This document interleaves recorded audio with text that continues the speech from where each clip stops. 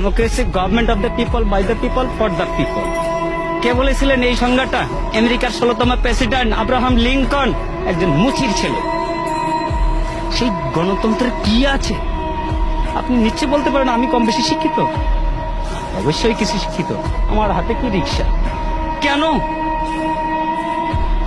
আমি ভালো কিছু করার কি আমার যোগ্যতা নাই, দক্ষতা নাই? আছে, কিন্তু আমার যাচাই বাছাই করার আমার প্ল্যাটফর্ম পাইনি।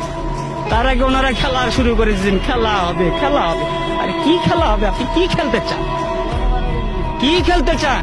আমরা তো এই দেশের জনগণ, সাধারণ মানুষ। আপনি আমাদের কাতারে আসেন, তারপর খেলা কাকে বলে আমরা খেলবো। আপনিও খেলেন। দেশ স্বাধীন হয়েছে, এই স্বাধীনতার দলিলটা কার কাছে আছে? দলিলটা কার কাছে আছে?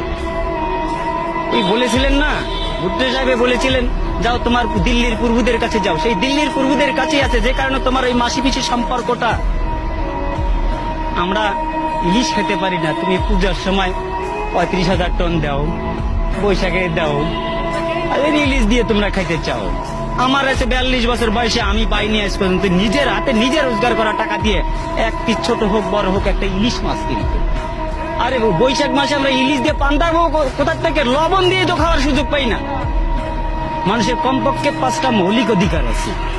5টা মৌলিক অধিকার হচ্ছে: 1, খাদ্য, বস্ত্র, বাসস্থান, শিক্ষা, চিকিৎসা। আমরা কোনটা পাচ্ছি বলতে পারবেন কেউ? আপনারা এখানে যারা আছেন, আমরা কোনটাতে স্বয়ংসম্পূর্ণ আছি? শিক্ষা ব্যবস্থাকে কোথায় নিয়ে যাওয়া হয়েছে? শিক্ষা ব্যবস্থাকে এমন একটা জায়গায় নিয়ে যাওয়া হয়েছে যেখানে ব্যবসা তো আছেই, কিন্তু শিক্ষা ব্যবস্থা, আগামীকাল থেকে পরীক্ষা আছে কিছু কিছু জায়গায়। আমার ছেলের জন্য আমি পরীক্ষার ফিস পাঠাই দিছি এই রিক্সা চালিয়ে। সেখানে দেখলাম যে বাবা তোমার পরীক্ষা কিভাবে হবে? বলতেছে 8-10 জন করে গ্রুপ নিয়ে হবে পরীক্ষা। এটা কোন ধরনের শিক্ষা ব্যবস্থা? 8-10 জন করে নিয়ে গ্রুপ নিয়ে পরীক্ষা হবে? একটা জাতিকে ধ্বংস করতে গেলে হিরোশিমার পারমাণবিক বোমার দরকার হয় না, শিক্ষা ব্যবস্থাটাকে শুধু ধ্বংস করে দিলেই যথেষ্ট। সেই ব্যবস্থাই করে